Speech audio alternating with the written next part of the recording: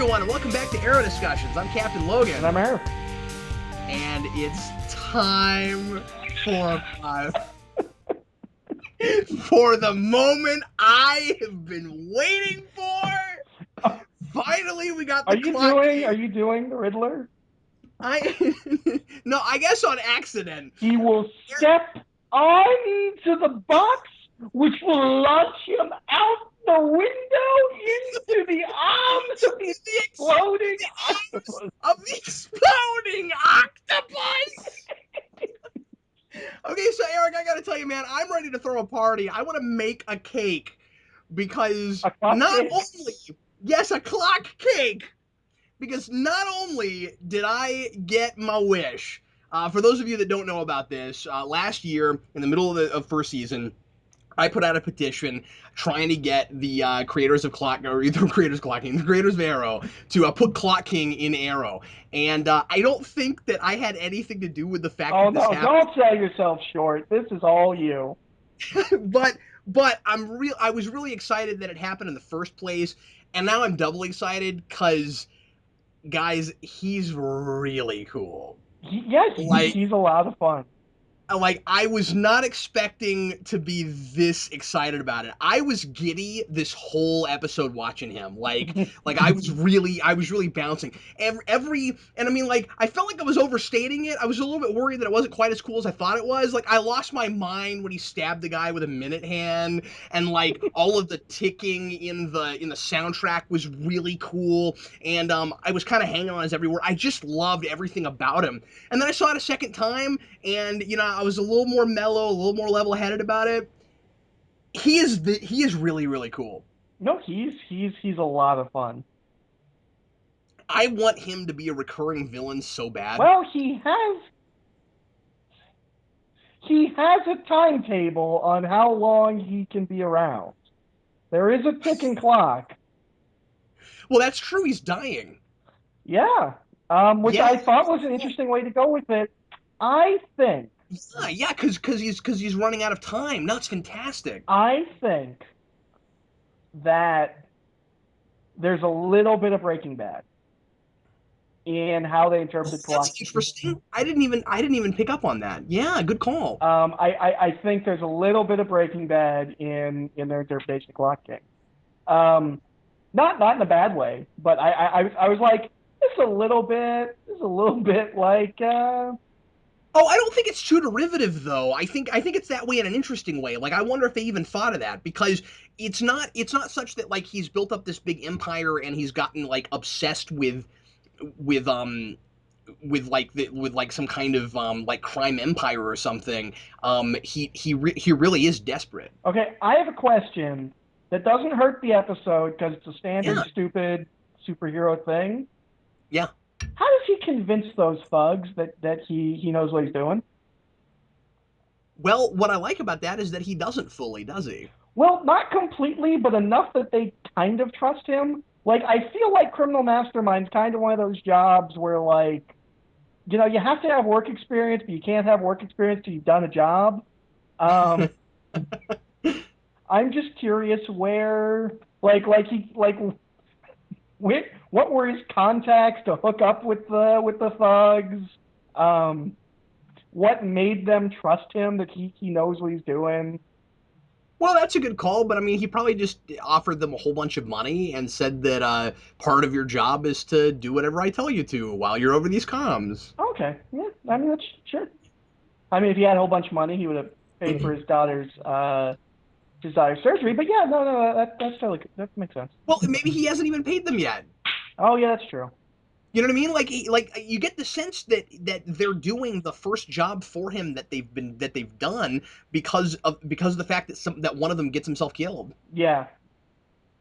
Or I forget, does one of the henchmen get himself killed, or do they have to kill someone? No, they have to kill a security guard. Oh, I remember somebody got killed there, and I was like, oh man, this is not gonna go well. Like, just listen to him. He's the Clock King. He knows how long things take. He is not called the Clock King. Yes, he is. Is he? Yeah, they make a big deal out of that. He's called the Clock King in the media. Oh, And then, yes, and yes, then yes, yes. Felicity calls him that a number of times afterwards. In fact, there's what I thought was kind of a neat line after they call him that in the media, where Sarah is watching the news, and she says something along the lines of, "It's not real until the media gives it a nickname." Yeah. And I like that. In this series, we are making sure and always using the villain names, and it doesn't feel too silly or forced.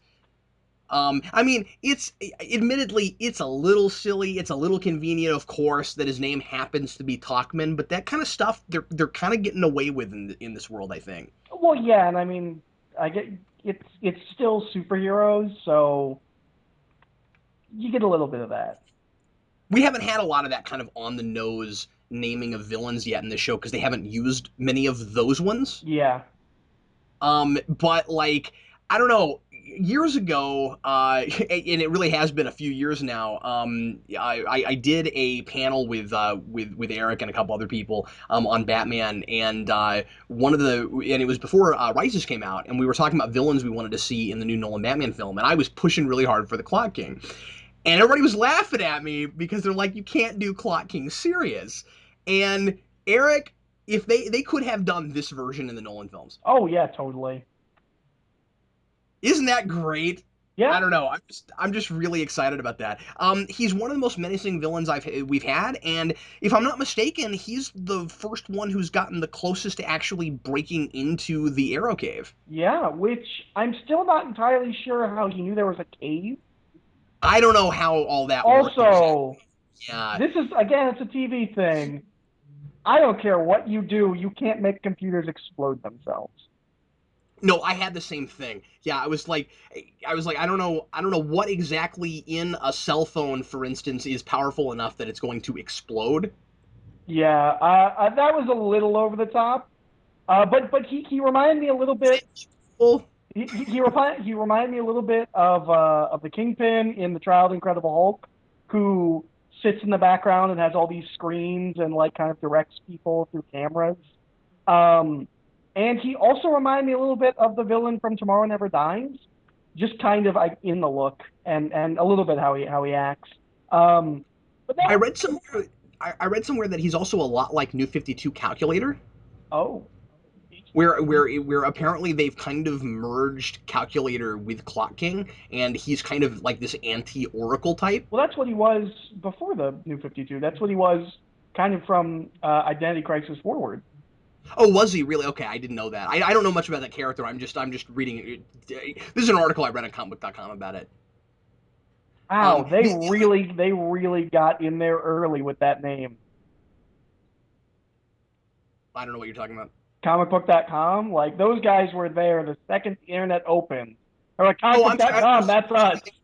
No, I think I'm sorry. I meant Oh, comicbookmovie.com. Anyway, the other thing I was going to mention about what he reminded me of is I thought he was a little John Glover-ish. yeah, I can totally Like see that. Glover could have easily played that role.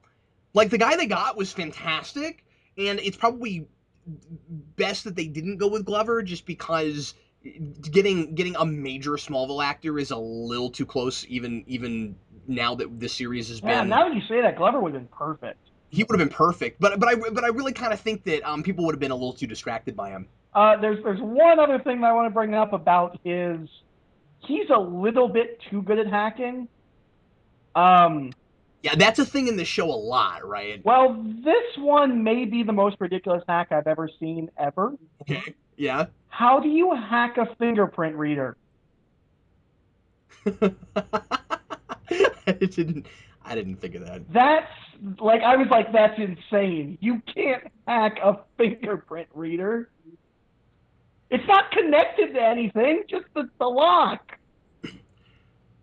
Real quick, just because I'm in giddy Clock King mode, I got to mention a couple of things I really liked about him. I thought it was super cool that he knew the exact page count of books he'd read. Oh yeah.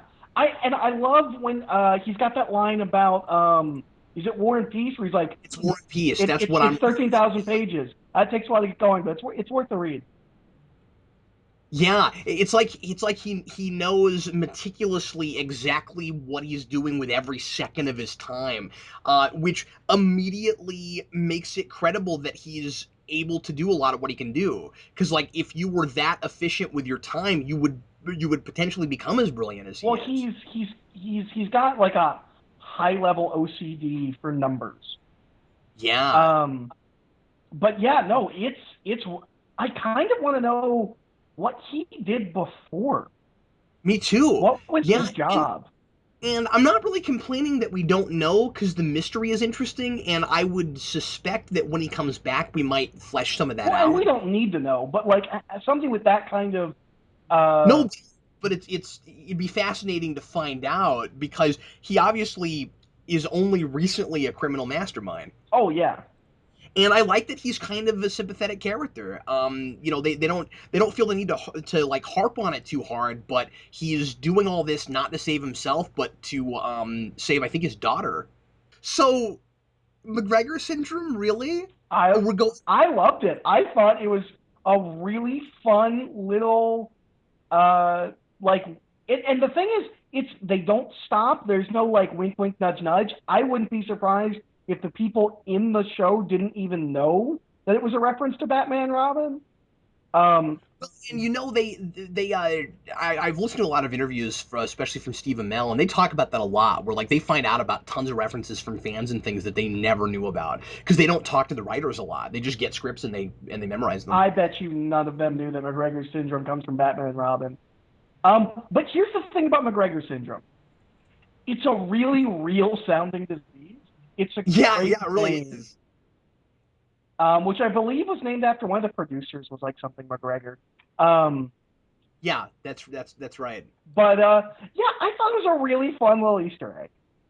Yeah, I was just distracted by it because I've had to spend time with that film and reviewed it and stuff, and so I immediately knew what that was, and I was like, really, guys? And so like I was cracking up in my chair watching that, and I was like, this is kind of a this is a good dramatic episode, and I'm distracted by this, but no, I'm not dogging them for doing it, but I don't think they've ever done a straight up movie reference like that. No, I don't think so either. But Besides the stuff besides the nods, and what some people would well, what we've complained in places there's have a been lot kind of of line drops from the Dark Knight trilogy.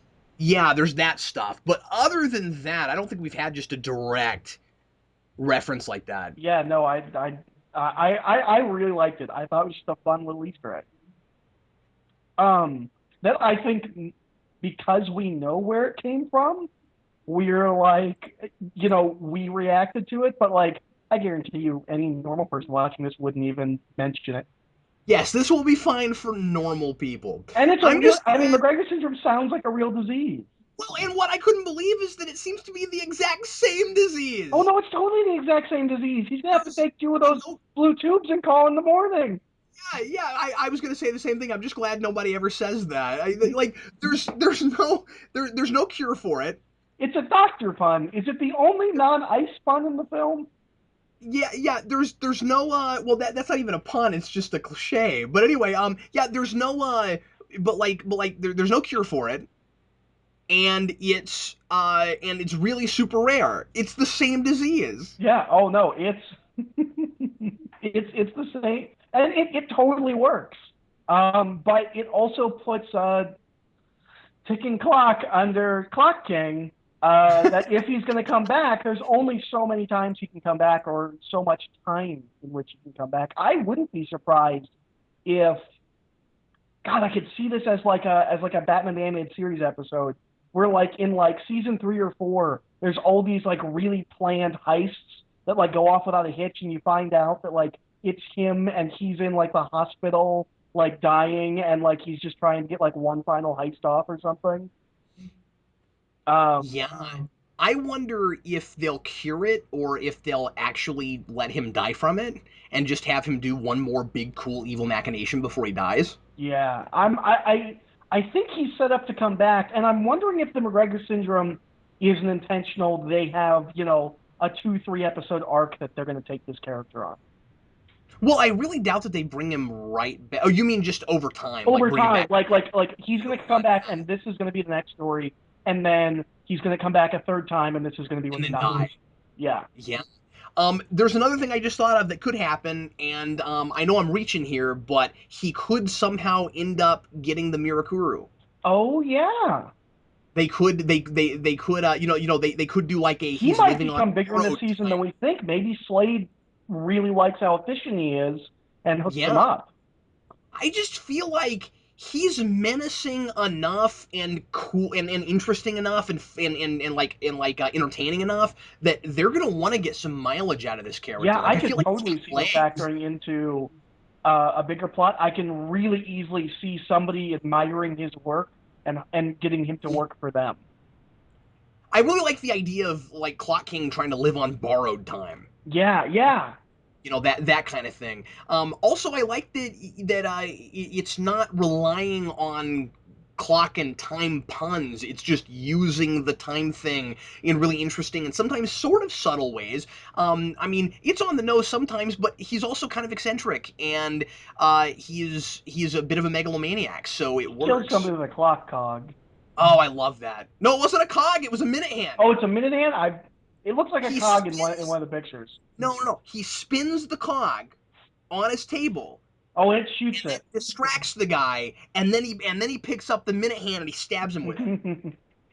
Oh, I love that. And, uh, I don't want this whole thing to just be me gushing no, over because Clock King is about one fun, line of but notes, and I have a bunch more about other things. yeah, no, there's There tons were of other other fun. things in this episode. I I know it's know hard it's for you. but I just anyway, I loved him. He was fantastic. My hat goes off to them for actually making him not only fun but like serious and gripping and stuff. Anyway, what kind of notes do you have? Where Well, do you this want to is the first start? episode in a while that I've got just kind of like straightforward linear notes going through like scene by scene. Not scene by Yeah, scene, but I haven't had that in a little while. I have some notes like that. So that opening scene where they're practicing like pole stick fighting or whatever yeah. that is. Must they be shirtless?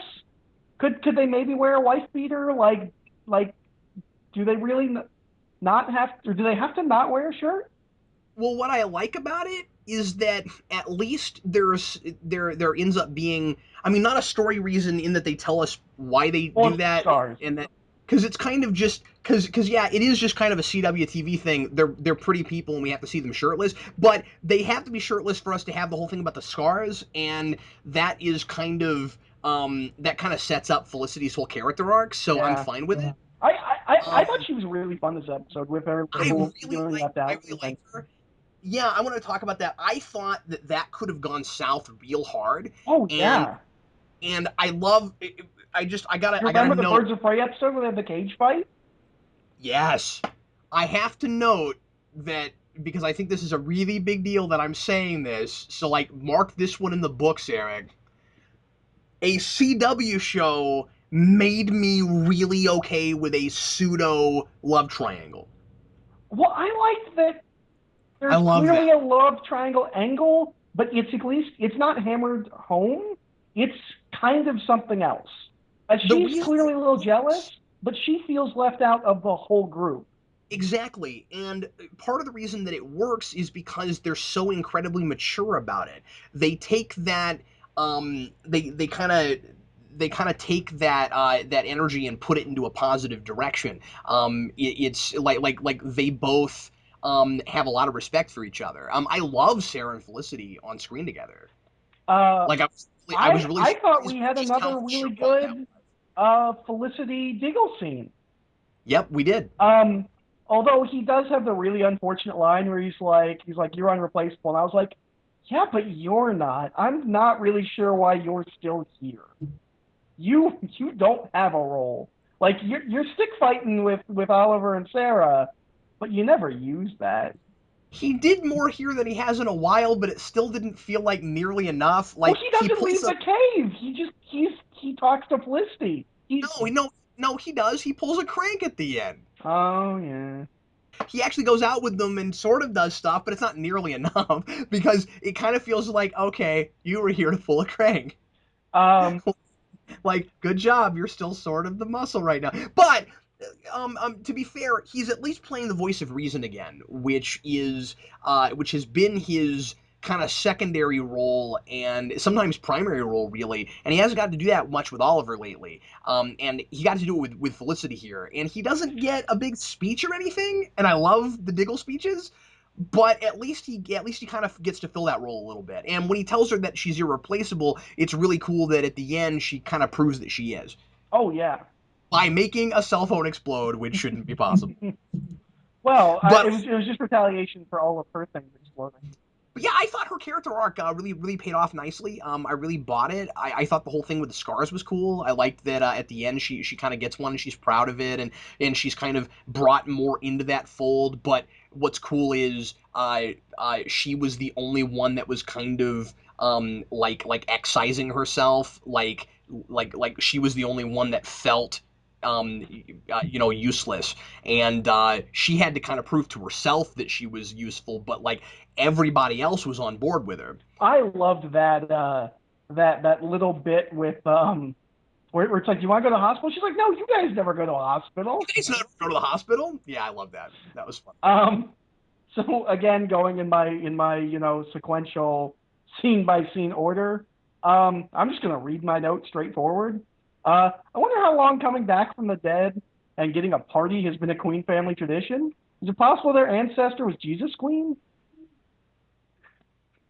I know that because they have he has this line to Sarah about how, like, oh yeah, when you come back from the dead you get a party. It's a Queen family tradition. And I know the joke is that like it's just for him, but I really like the idea that like many people throughout the history of the Queen family have been thought to be dead and then show up later, and it Yeah, really is a tradition. it's sort of like it doesn't count as a pattern until there's three. But I love the idea that like this is just the thing that happens with the Queen family. They just go. His dad's gonna come back later, and they'll have a Well, party. I'm still going with the theory that no one who has died in this show is actually dead. I Well, really don't I'm think still waiting for anyone Solomon who's Grundy died to is come dead. back. I'm sorry, who? Solomon Grundy.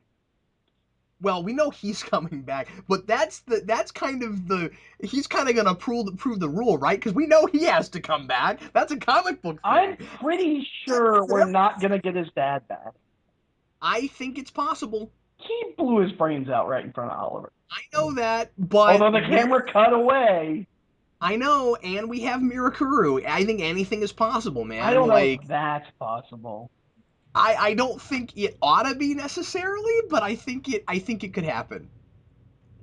I don't think I don't honestly think they'll do that, but it's but it's He was the possible. mastermind behind this entire show. That's what we're gonna find out in the last season. I know I'm crazy. I still don't think Tommy's dead. No, Tommy's dead. I don't think he's dead. There's a grave, and I should think he's dead, but I still don't think they're gonna. I don't think they're gonna keep him He dead. got I more think than Cyclops got in X3. that's He true. got a grave. It seems like he even got a funeral. First dead, last to be buried. Okay, I've got a little criticism. I'm gonna ask you if you think I'm right about this because I'm a little bit confused about it. What happened? I feel like there is kind of a thread that got dropped. What happened to that whole business at the beginning of the season when Sarah came back? Of part of the reason I have to keep my identity secret, and the reason that you, Oliver, can't tell anyone about me is because the whole Lance family would hate you if they knew I was still alive. What happened to that? I Because that's not what happens, and no one even talks about it. Yeah, I think it kind of didn't happen because she talked to Quentin before the big reveal that she was back, and so they kind of patched things up.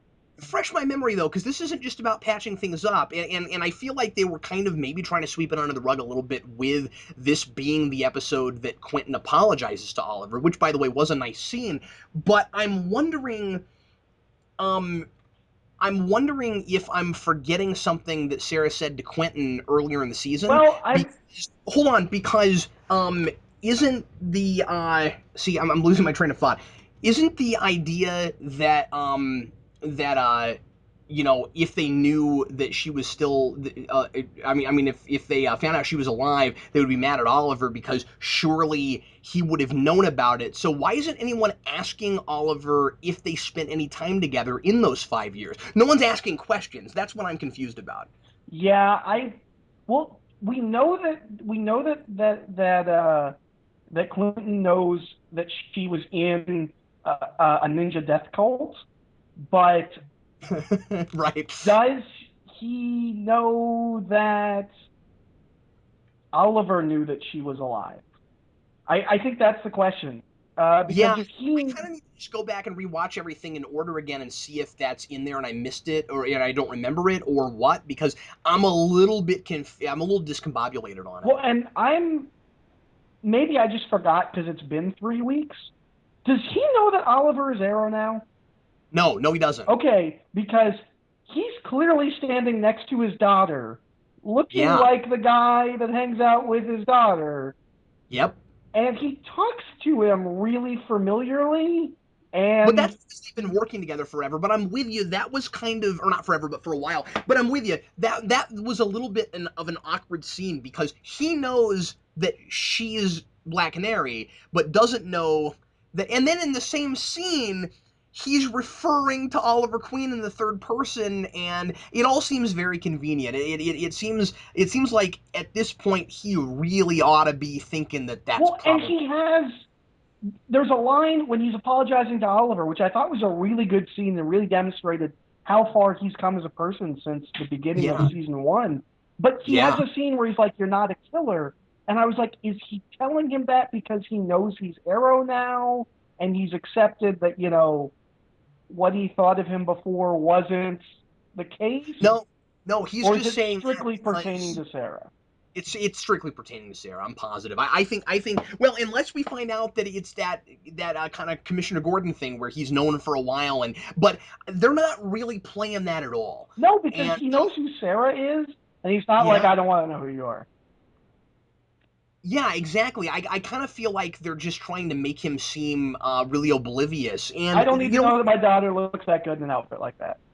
we haven't talked about this, but I think that they're having a little bit of a difficulty. They're doing pretty well with it, but I think there's a little bit of an inherently hard thing with trying to straddle the comic book fence where we're doing more costumes now, we're doing more straight up supervillains and stuff, which is fantastic, but like as soon as the mask came into play, everything got slightly less high or slightly more heightened and less realistic. What I mean is whenever Quentin would talk to Arrow, he was always in the shadows. But now that he has a mask, he's able to step into the light, and in real life, you take one look at him and you know who he was.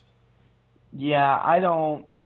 And I'm just saying that, like, you can suspend your disbelief to a point, and you can in a comic book when from day one you look at that person and just because they're wearing a mask you don't know who they are. But in this universe, it's a little bit Well, harder to swallow after first and season. I know That's all I'm he has a saying. voice modulator, and I can even buy that wearing the mask and the hood, you know, usually he's jumping around and moving, and he's got that voice modulator. So like I can suspend my disbelief that anybody he's fighting wouldn't know who he was, from the news or whatever.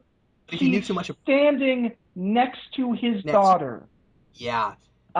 just Also, talking again, to him. again, let me reiterate. And in the same scene where he's saying Oliver Queen's secretary, Felicity Smote, like Yeah, it's something that doesn't play as well in live action here. And again, I would it didn't bother me before. It's that now yeah, he knows who his daughter is, and she's standing right next to the guy that she's always with.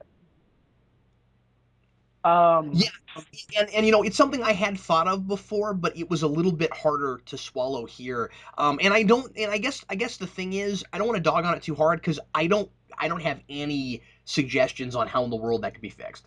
I You know what I mean? I Like think I just think in it's this case, just I feel like he should know. I felt like I got the impression he might know, and I'd just forgotten from last episode.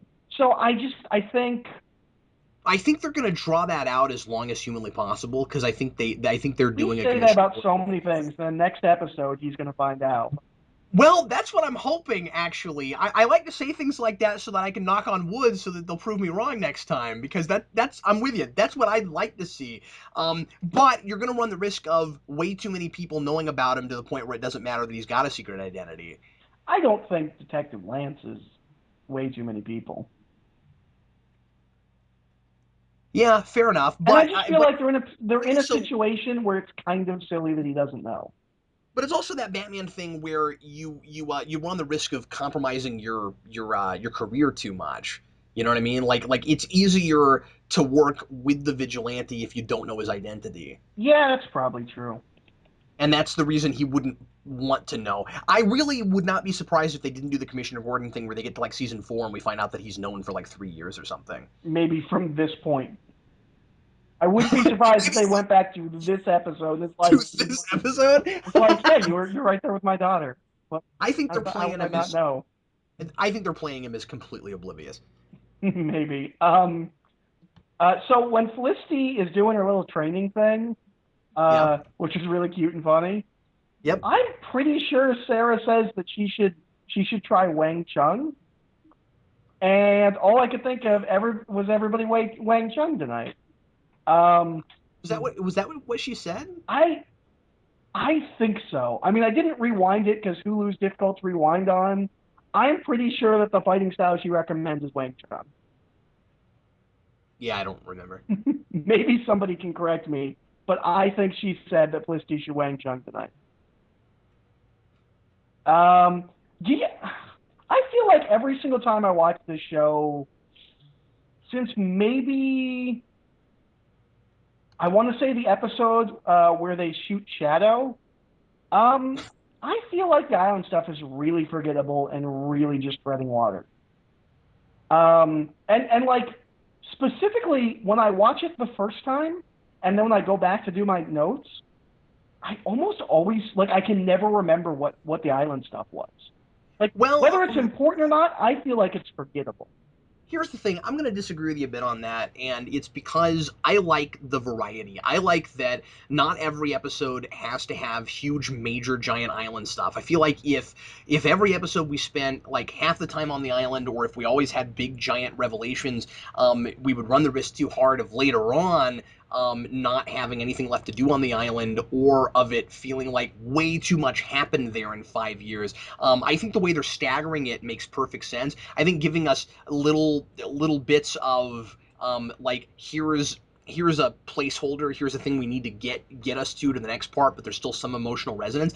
I actually thought it was really cool here. I really dug the idea of the reason Sarah and Sin know each other is because her dad crashed on the That island. was really cool. I'm really surprised, Eric, that you're bringing that up this episode, because I found that fully memorable, because now Sin feels a little bit more significant to me. Yeah, but I don't know. It feels like But it's like you're making it sound like you need some giant revelation every episode on the island. I don't know. I feel like I don't know. It's the island stuff feels like a daily comic strip in the newspaper that I'm getting once a week, and in this case once every 3 weeks. Where like I'm like, oh, I'm getting 4 panels of this story. And Okay, I would argue that that's exactly what it needs to be. okay. I like I said, That's all I'm saying. it's regardless of whether it's good or not. I feel like I kind of forget the island stuff until I rewatch it. Like I don't know. Oh, well, that's fair, but it's not. But that's just because it's not always like super, relevant to the main story at large. But I mean, like, I don't think that it's like irrelevant. You get to the end of it, and they figured out how they're gonna go storm the freighter, which is what they told us they were gonna do last episode. Right? I'm not saying it's relevant. I feel like I don't know. Those scenes aren't super interesting. Um, I don't know what's my next note. See, I have a weird one, and this is just kind of offhanded. Uh, Given that we had the Clock King in this episode, I suddenly could not help myself but notice all the gears in the background of the nightclub, and the fact that Sarah has a clock tower. Yeah. Like, that's not referenced or seen in this, but I just started really No, no, thinking no, about. no. We see her in it when Sin comes to talk to her after her talk with with Oh, is Laurel. that actually at the? Oh, that is it really actually at the clock tower? I I'm missed. almost positive because it's not Oliver's place and it looks Okay. kind of up. Well, Uh, then they show you the clock tower bit, but that I don't think. But well, that's funny. Yeah. So I mean, like we've already got all this clock motif stuff in there. By the way, what do you think of Sarah being a bartender? um, it's something to do. Yeah. I don't have an opinion one way or the other. I do Well, like the idea that she's like, well, when you've been a super assassin for 5 years, there's not really many jobs that you're applicable for. Again, being a supervillain is a job that you have to, you have to have experience to do, but you have to do to get experience, and it doesn't leave room for a lot of other experiences. I thought it was interesting because that's what the Huntress did in Birds of Prey. Yeah, yeah, I guess so. I wasn't thinking of that, but yeah. That was the first thing that leapt to mind when they did that. But yeah, I mean, she's got to have um, some sort of alibi. I was I actually when she hired her, I uh I just started thinking about Smallville and I was like, hey, they've done a really good job not having Oliver never be there and it's the easiest thing to run and then the second Thea takes over, she's like constantly running through receipts and like how did she do or how did he do this? Like when Laurel run or not Laurel, when Lana ran the coffee shop and it was like the easiest thing in the world, and then isn't it Martha takes it over? And she's like, "This is so difficult. It takes so much time." I was like, "What was Lana doing?" Yeah, and how was it that easy for Lana to do that after she got a job as a waitress at a coffee shop 3 episodes into the show and broke everything. And then suddenly she's running a coffee shop half a season in and going to school full time and having no problems at all. But this is not a But Smallville podcast. but it turns out that Martha Kent, even though she's not very good at doing that, is perfectly fine being a senator. Oh yeah. Um, Anyway, where did oh, where did the canary cry go? I kind of noticed there's a couple of times I was like, "Oh, that'd be useful here." Who makes those? Was that a I League of thought Shadows thing? she used it. Well, no, she used it last episode, so she still got it. I guess she just chose not to pull it out this Okay, time. there was one scene in particular. I don't remember which one it was. But there was one scene where I was like, "Oh, well, you could just canary cry them, and that'd be easy." Yeah, I wondered why she didn't use it during the train sequence, or yeah, the train Yep, sequence. that's the one I was thinking of. But whatever. By the way, that whole train thing was pretty cool. Yeah, yeah. I really liked it. I don't know, they're getting a little bit more grandiose all the time in their action scenes. I thought that was great. I wanted to ask you about Roy. Are you feeling like I am that it's a little bit weird that 2 episodes ago we made a really big deal out of Roy now knows about the Yeah, they Arrow were case? like, "You're part of the team now." And he's not been back in there one time. Yeah, it's really weird. It's a little glaring, yeah. And like he shows up for 5 seconds in this episode, and I was just like, just let him come in and talk to them for 5 minutes or something. Yeah, wouldn't it have been really nice if like he was? I mean, again, this would give Diggle nothing to do, but if he was the person that talked to Felicity and was like, you're feeling, outmatched. I'm the new guy, and my thing is I can hit people that they can. We already have 3 people that can do that, Yeah, that would have been great. He's like, I know I have superpowers. but they're not. He's not letting me use them. Because I go all berserk fury when I start punching people. What other notes have you got? And then we'll Um, jump. Best. I loved the dinner scene. I thought it was an incredibly realistically played scene. I thought Quentin was fantastic the way he played that scene. I thought so too, and I was impressed that they made me buy that he was a little bit naive to think he could get back together with his wife, but then I still thought that it was believable that he thought there was a chance. Oh yeah. Like I believed all of that, and it could have been played for really easy drama. Well, and I said I was ready to dislike her because I disliked her in season 1 and in Doctor Who, but I thought she did a really good job in that scene. I was really like when she first comes back in season 1. I didn't understand how those 2 people got together. Like they seemed really, really polar opposite. Mostly because she was just spent the entire episode in hysterics. But in this, like you really see chemistry between them, and it's kind of it's kind of heartrending when she's like, no, I'm not coming back. He's like, well, there's jobs here, and she's, it's not just jobs. I really really liked that whole scene. I thought it was really well acted. Um, I loved the little tell that tells Laurel that Sarah and Oliver are together because it's a really realistic, subtle thing that she picked up on. It Yeah. wasn't really overblown. I thought it was a really re. I mean, we've all been at the uncomfortable dinner table, and I thought it played really really realistically. And I was also impressed with it because we've had a couple of that exact kind of scene not play very well. Oh yeah. There's a lot of bad dinners in this show, and that one was a lot better. And then, when they go outside, um, I thought Amel was amazing Yeah, in his tearing down of Laurel. that Uh, was a great speech. it was a great speech, and he was great. I thought he did such a good job with that speech. The way he throws his hands up in the air as he walks away. Yeah. Well, and again, going back to realistic, everybody's had that conversation with somebody, or the very least, everyone's had their parents give them that speech. Um, Yeah, that's right. it was a really really well written scene. And as much as I didn't like Laurel in the scene, that's exactly how that plays in real life when you have that conversation. Well, and let me ask you: are you overall like more okay now with the way they've been playing her now that she's gotten to where she is at the end of this No, episode, or like how do you because feel I about thought the that? ending of this episode was actually the worst part of the entire episode. I Oh, think really? I think that was the easiest way. We didn't have her go through all of this.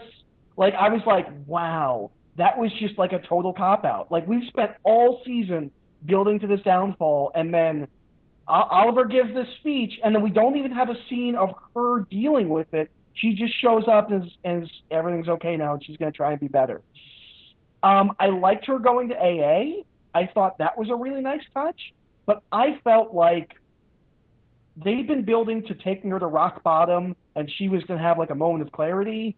And Oliver yelling at her is not a moment of clarity. I felt like they really shortchanged it for basically a season, or half a season of build up.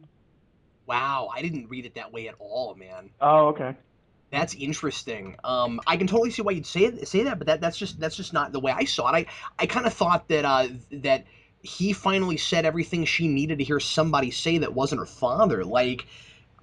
But I mean, Because the scene, like, I don't know, because I mean, she's kind of indignant when he's yelling at her, like you are in that situation. Not you personally. I've never yelled at you, um, but like, I needed a scene of just a silent scene of her like thinking about it or something. Like it's just that's the last we see of her, and then she shows up and it's like she's entirely fixed, and I felt I, like it I was just cheap. I don't agree with that, and I think you're going to find that she's not entirely fixed. I hope so because I it think felt like a because cop out. Well, here's what you're missing, I think. Did you notice that at the end when she shows up at the bar that she still is giving Oliver that exact same look? He has made her realize something finally, and that is that she really is blaming everyone, and that she should be glad that her sister is back, and that she's got to put her personal feelings aside and put Oliver aside. But she's not.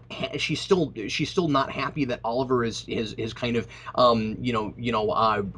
kind of cleaned his hands of her. And Well, and she's clearly so not like happy that Sarah and Oliver are together. no, she's still angry about that, and so like she's not fully changed. It's not like 100% turnaround. But she lets some of that sink in deciding to finally take responsibility for some of her actions. I don't know. I bought it myself. And Okay, also, I I guess part didn't of it care. too is I've just been waiting for her to finally grow up a little bit, and I didn't feel like it was like they're like you said that they're bringing her down constantly over the season, and then all of a sudden she suddenly kind of grows up. I really didn't see it like that. I kind of thought that she was like maturing despite herself, where she's like, there's really nothing else I can do now except just move on. I thought this was an episode kind of about moving on. Well, and I do want to mention, I thought the best thing in Oliver's entire rant that was so I was just like, oh yeah, TV shows normally, people don't talk like this, but Yeah. when he says, you have no idea what I'm dealing with my family, with all the stuff with Thea and his mom, like just to he doesn't guilt trip, he doesn't go anything. He's just like, you don't know what my life is. And it's not even like an allusion to being, Green Arrow, where he's like, you don't know what I deal with on a daily basis. He's specifically talking about family issues outside of the superhero world. Yeah, well, he's talking about what's going on with his mother, which is good because the last episode they directly paralleled that with what she's doing, with what she was doing to Sarah. It's interesting because I can't decide just how hypocritical he's being. We talked about that some last episode. If she needs to forgive her sister, I wonder how long it's going to be before somebody tells him that he needs to forgive his mother, and whether or not he's going to be able to see that as not the exact or as the exact same situation. Let's Because be honest here. How long it'll be until Diggle tells him that yeah, he needs to talk to his mom? well, he's got to have something to do. But yeah, the because the tough thing there is I can't decide how different that is exactly, because the thing is his mom had a second chance and she blew it, and Sarah, the issue with Laurel and Sarah is quite a bit different from that. You know what I mean? Right. Like what Sarah was lying about is a little different than his mother lying about Thea being Malcolm's daughter Yeah. and all of that. So it's kind of complicated because it's still about, keeping secrets and lying and all of that kind of stuff. But the problem is that the lies are about different things, and so I'm impressed with the show for making him a little bit hypocritical, but I'm still buying that he's able to see it the way he sees it, and that he's not fully self-righteous, because he is right when he says, I've been by you this whole time, even when you haven't wanted me, and I don't deserve this. And I'm kind of with him there. I don't think he deserves the way she's treating him. But then at the same time, I think part of the point there, and I think maybe the reason, Eric, that the episode won me over on how she changed at the end is that he is, at the same time as he's telling her to take responsibility for her actions, taking responsibility for his own, because he says, yes, this is all my fault, but here's this list of stuff that's not. Yeah. you know so anyway, that's why I kind of bought it. But like I said, I can see why you didn't. I guess part of the thing for me too is I was just sort of impressed that a show like this is like taking this character who's being incredibly melodramatic and obnoxious all the time and not letting her get away with it. Yeah. Yeah. No, I'll give you that. And like I've said before, they've been running the risk of making this character completely intolerable. Not running the risk. She has been intolerable quite a bit. And I mean, I haven't liked her this whole season. And Except for that so one episode. So yeah, yeah. So you're right. So the difficulty is, can they bring me back around on her? Honestly, had I been them, I would have written this differently. I would have had her doing a lot of this in the background, because I think part of the problem is, this is the kind of thing that you can do with a supporting character in a way you can't with a protagonist as well. Like we needed to have seen her more through the eyes of Oliver. I think we went to her POV far too often. Oh yeah, absolutely. And I think that was the big mistake they made. I think every other call they've made and what her character arc is, and even perhaps how long it's taken, although I'm with you, I don't know if it had to take this long necessarily, it has maybe been the right call, but I wouldn't have gone to her POV as often. Yeah. I think the arc is solid. It's just been the execution. I don't think they did it the best they could have, and I really think that they've shortchanged that actress. And kind of dovetailing off of that, you remember earlier in the season where when they really started pushing her alcoholism, and then there was a scene where like Oliver's like, "Let's go get drunk." Yeah. Okay, so she's a pillhead, and they specifically show a scene of her looking at pills and not doing it. Do we really need a joke about Felicity doing oxycodone? Um, Oh, interesting. the first time when she's like that aspirin that he gave me, he goes, it's oxycodone, fine. But then when she goes, can I get another one of those aspirins? I was like, so are you an addict now? Are we gonna go through a story arc with you where you're addicted Yeah, to oxycodone? I didn't think of that. I think it's far enough removed that it's okay. It's not a big issue. It's not even really a criticism. I just thought it was kind of like Wow. Yeah, that's interesting. I didn't think of that. So I only have one other note, which is about the ending. yeah, and that's what I was going to bring up. Were you as freaked out and yelling at the TV like I was? Cause as soon as you hear his voice, I knew who it was, but I didn't think he'd walk into the room and see him. Well, I didn't pick up the voice. I just kind of I mean the first time I thought it was Walter because we didn't see him all episode, and we just hear this kind of I just heard like an accented voice that was like, oh, who is it? Um, and Yeah, then no, no, it was really distinctive. I could tell immediately who it was. okay, I didn't pick up on it the first time. The second time, And honestly, I did. yeah, because I was like, oh my God, she's meeting with him. And I thought it was going to cut there. And then he walks in and sees him. That's why it blew my mind so much. And I was that it is far. the most just hateful handshake I've ever seen between two people. Yeah, it was pretty cool. So, do you have any theories as to what in the world he's doing there?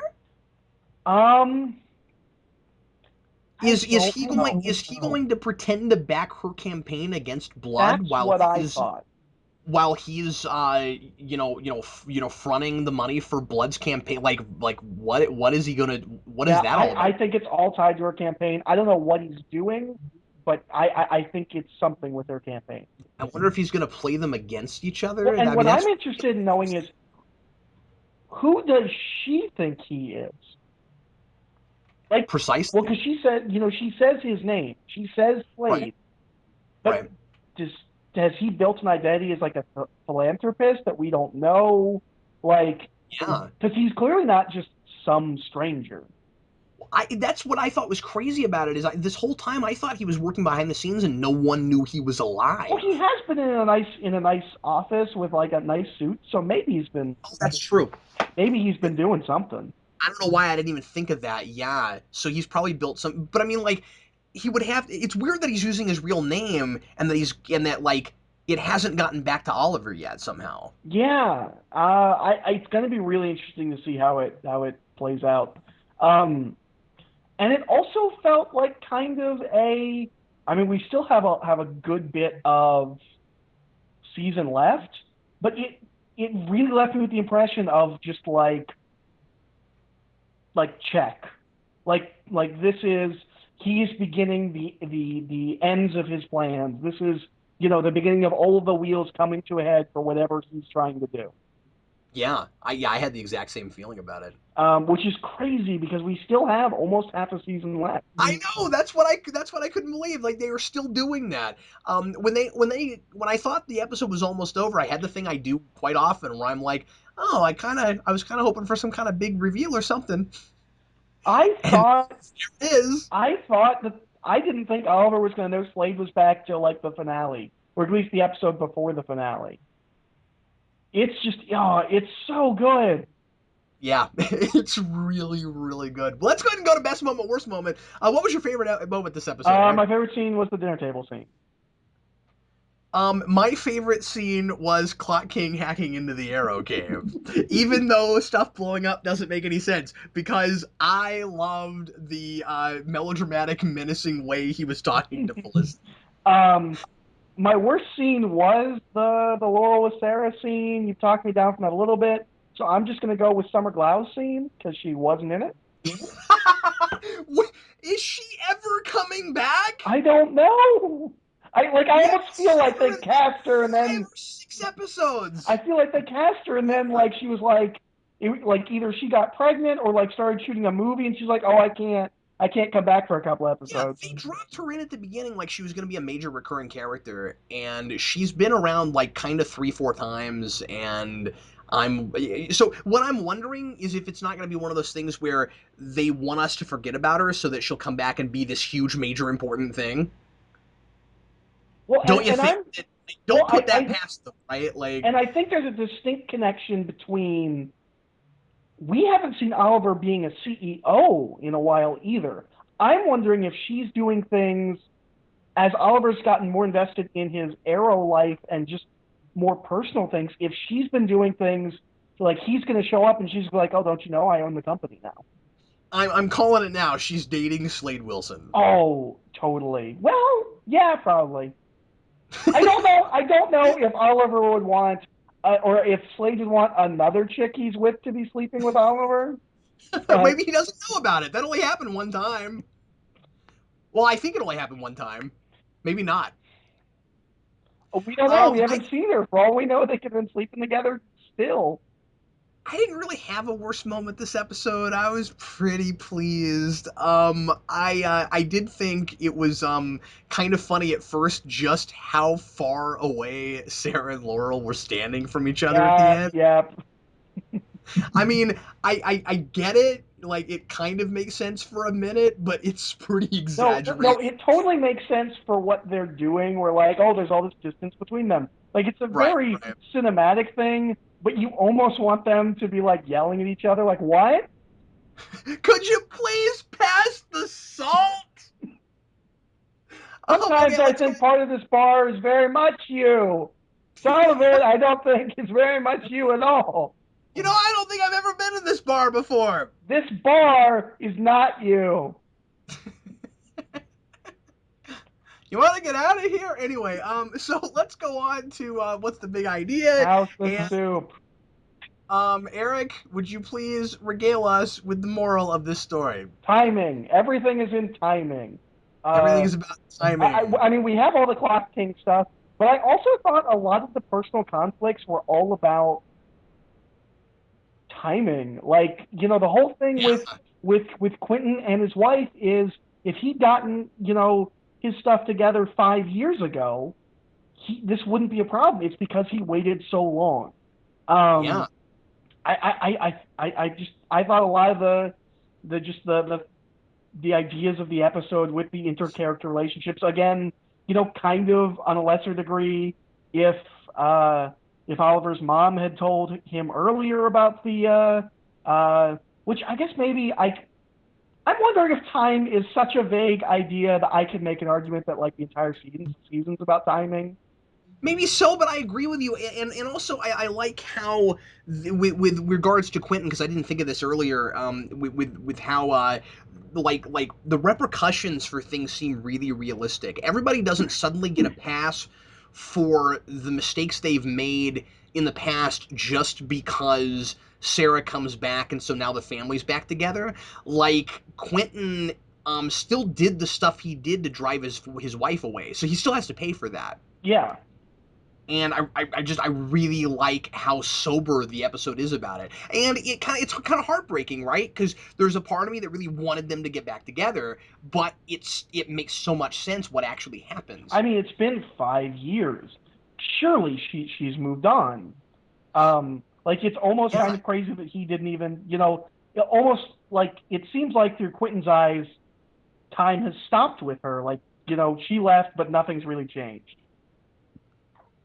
Um, so yeah, that was my big time. Everything's about time. that's obviously the big thing. I also thought there was a lot of kind of like moving on and forgiving people stuff that's been kind of in here a lot, but this episode really kind of drove it home. And also there's some stuff about like it's bad to measure yourself up to against other people. Well, and I also think, a lot of this season's themes have been about dual lives and identity and hiding part of yourself. And not completely, but part of this episode is about tearing down those barriers a little bit and letting Yeah. people in. It would have complemented it well if Lance found out that Oliver was Arrow this episode. Wouldn't it have been really awkward if it had just been in that scene where he just took one look at them standing next to each other? Wait a minute! You know what would have been great is if that happened and Oliver's like, what? No, who's this Oliver Queen? He sounds pretty awesome. He just turns his voice modulator down another octave. No, I don't know what you're talking about. Okay, so the big guest star of this episode obviously is the Clock King, Robert Nepper. I am so jazzed that they got this guy. This has got to be one of the bigger actors they've had so far. Who is he? I didn't recognize him. He's been in all kinds of stuff. He's done a lot of movies. I assume he's like a character actor. He's a character actor. Yeah. He was in. He's been in Heroes. He was one of the main characters in SGU. Who He's is gonna. in Heroes? He was. I think he was one of the guys in that carnival in fourth season. Oh, I didn't make it that far. He was in. He was apparently a recurring character in Prison Break. He was in Hitman. He's gonna be in the next Hunger Games. Oh, I mean that's kind of big. So, he's had a career, yeah, as a character actor, and like I said, he's been in a lot of movies, not just TV stuff. So let's go on to favorite line. I just pulled him up on Wikipedia. He looks way younger in his Wikipedia picture. Yeah, but he's like 55. Wow. Yeah, and I really liked that they went. I mean, I was really excited that they went for an older actor, and when they first announced him, I recognized him. Was like, wow, that's a great pick, and he was. I was looking at his list, and I just saw Twilight Zone. I was like, man, he's old. It's the 1987 Twilight Zone.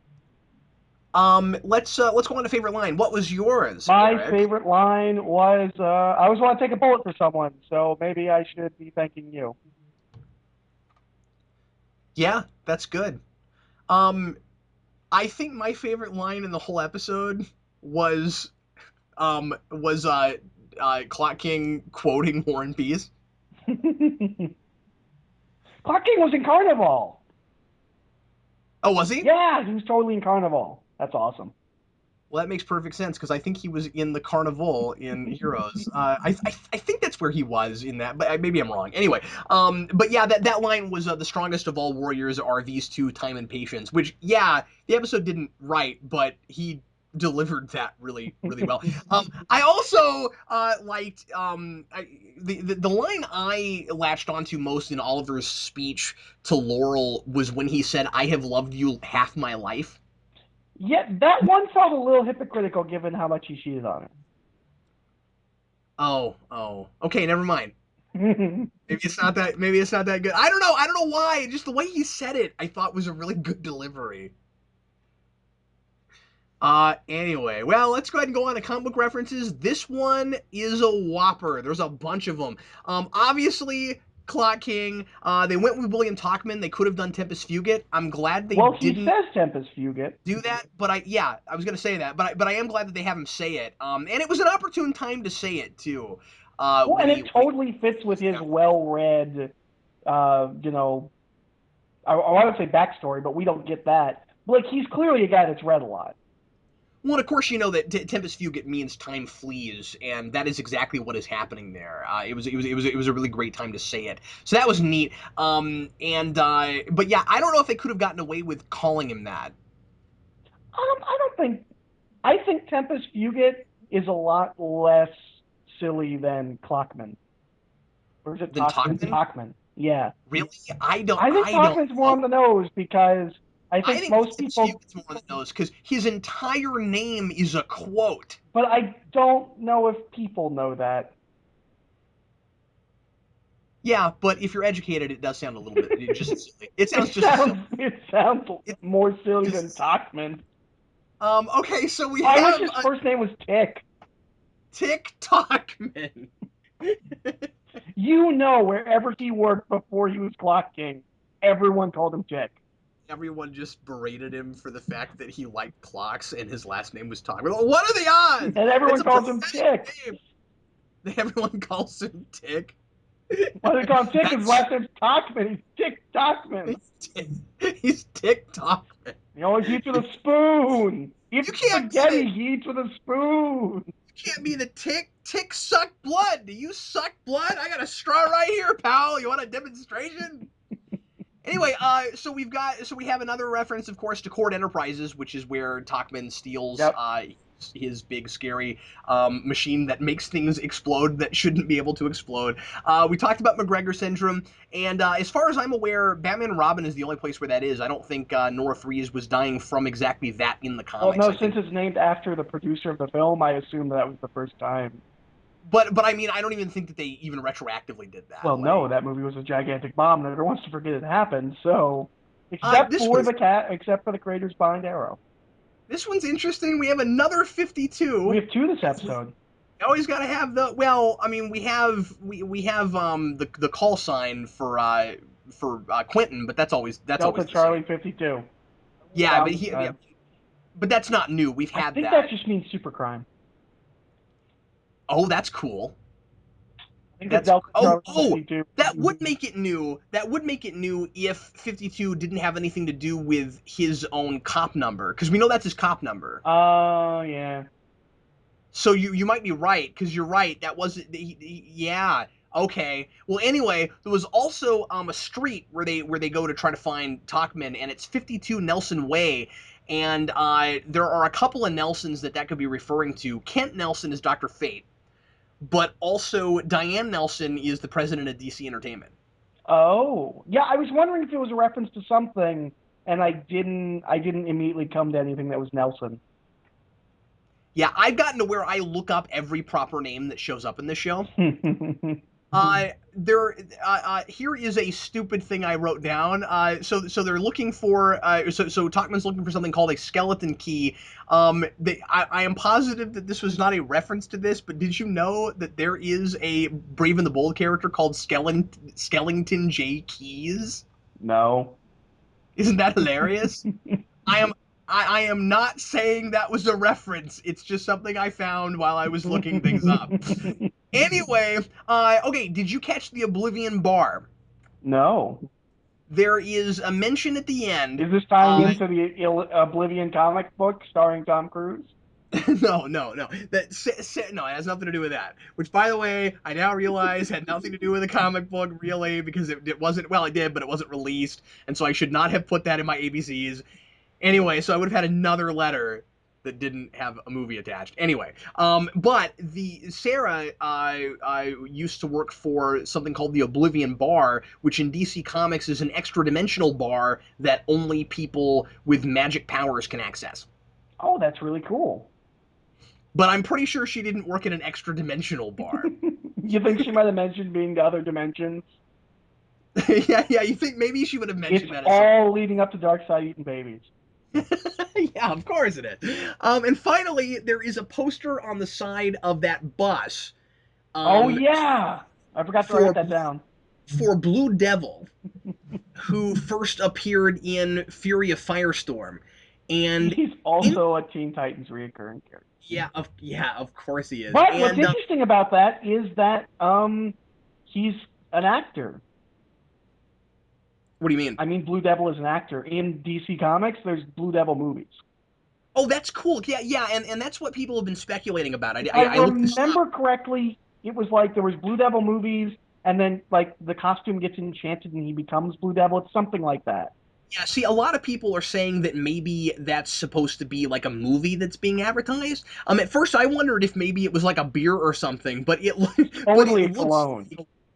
But it totally looks like a logo for a film, so I could totally see that. Also, I found this out while I was researching that. Fury of Firestorm is also the same book where Felicity Smoke comes from. Yes. Yeah. I want to say we mentioned that probably when we found out she was a comic book character. Yeah, I couldn't remember if we'd ever brought that up or not. Did you have any extra predictions? I do have a prediction.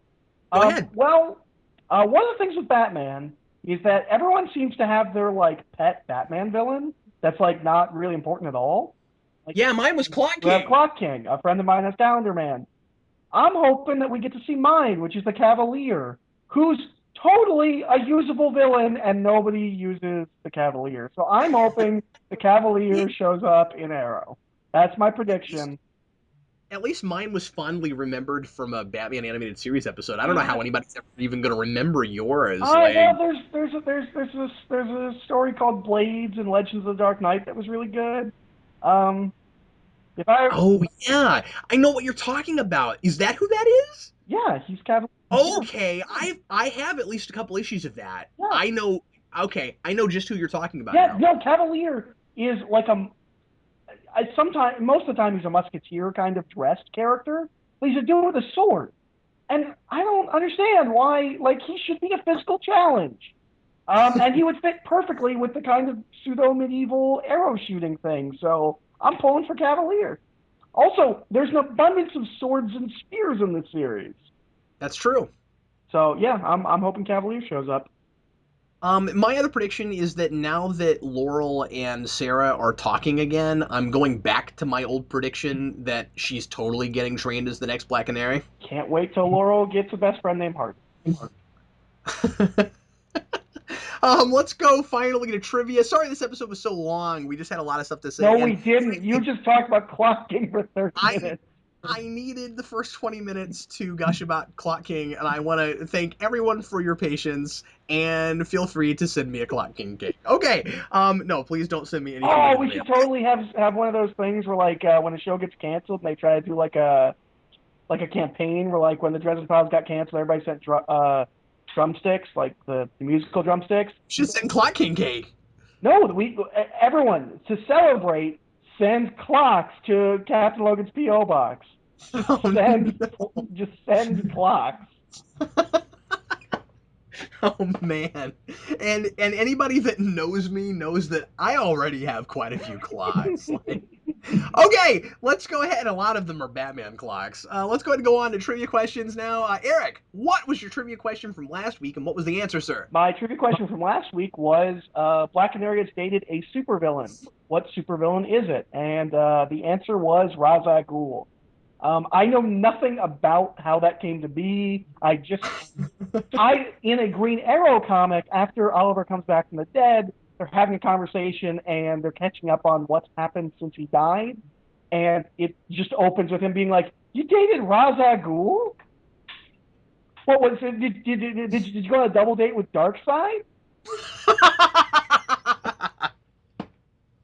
That's the actual line. I didn't make that up. Yeah, but that's funny. Yeah, I know it's funny. I just wanted to make sure you knew that wasn't Sorry for mine. laughing at things that are funny, but I thought that was just wanted to make sure the credit was given to credit was due. That's Kevin Smith. That's not me. Yeah, well, Kevin Smith's a funny guy. I like that. My trivia question from last time was, where on his body does Oliver have a star tattoo? We saw it again this episode. The answer is on the left side of his chest. All right. And Eric, what was your question for this week, sir? I don't know if I can tell you what it was. I can tell you what it is. Yeah, well, what did you write down, you jerk face? You can't even see me. It's another Black Canary question. In the late '80s, mid to late '80s, there were two series running that prominently featured Dinah Lance, and seemingly they take place at the same time and were in continuity with each other. But in one of them, she doesn't have her canary cry, and in one of them, she does. What are those? Oh, interesting. Series? And it's not like she just doesn't have it in one of the series. She's specifically robbed of it. Like they explained why she doesn't have it.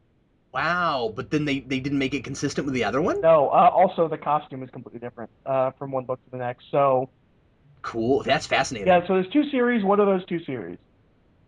Okay, my question is, according to the Clock King, how many pages is War and Peace? That's my question. How many What pages Russian novel, including over 300 characters, set during the Napoleonic Wars, War and Peace? That's from Ninja Turtles. Yeah. According to Clock King, how many pages was the specific copy that he happened to be reading? Oh, what if it was a large print copy and he was just exaggerating how long it was? Well, anyway, thanks everybody as always for listening. And like I said, sorry this one was so long, but I had a good time. Hope you did too. And Eric and I will be with you again once again. Do we have an episode next week? I hope so. I didn't check. Didn't check either. Hopefully so. Well, anyway, thanks everybody for listening. As always, we sure appreciate it. I'm Captain Logan. I'm Eric. We'll talk to you again very soon.